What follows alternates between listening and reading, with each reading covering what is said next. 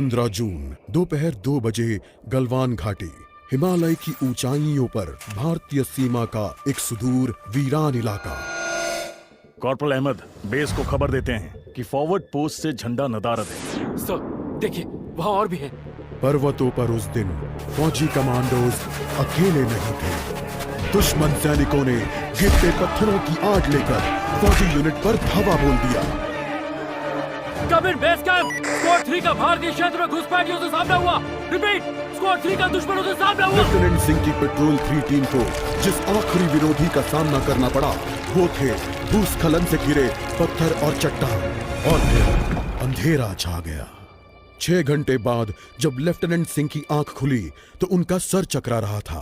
पहाड़ से हुई पत्थरों की उस बौछार से खरोंचों और घावों के साथ उनके सर पर भी चोट आई थी। अहमद, ढिल्लो, रवि। फिर भी उनकी हालत उन दोनों फौजी भाइयों से बेहतर थी जो उनके पास बर्फ में शहीद हो चुके थे। कम से कम वो जिंदा तो थे। भारतीय सेना बिना लड़े कभी हार नहीं मानती और फौजी कभी पीछे नहीं हटता। ये लड़ाई ऐसे खत्म नहीं होगी। मैं ऐसा होने ही नहीं दूंगा। बहादुरी, भाईचारे और भारत के लिए फौजी।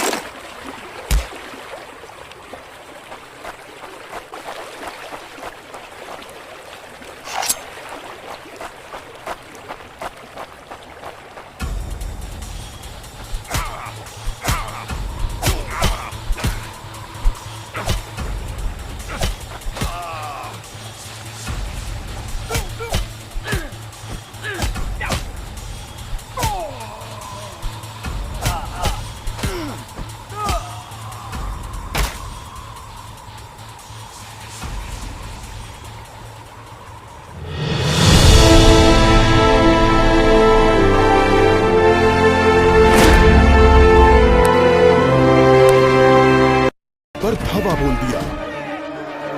कम इन बेस कैंप, स्क्वाड 3 का भारतीय क्षेत्र में घुसपैठियों से सामना हुआ। रिपीट, स्क्वाड 3 का दुश्मनों से सामना हुआ। लेफ्टिनेंट सिंह की पेट्रोल 3 टीम को जिस आखिरी विरोधी का सामना करना पड़ा वो थे भूस्खलन से घिरे पत्थर और चट्टान। और फिर अंधेरा छा गया। 6 घंटे बाद जब लेफ्टिनेंट सिंह की आंख खुली तो उनका सर चकरा रहा था। पहाड़ से हुई पत्थरों की उस बौछार से खरोंचों और घावों के साथ उनके सर पर भी चोट आई थी। अहमद, ढिल्लो, रवि। फिर भी उनकी हालत उन दोनों फौजी भाइयों से बेहतर थी जो उनके पास बर्फ में शहीद हो चुके थे। कम से कम वो जिंदा तो थे। भारतीय सेना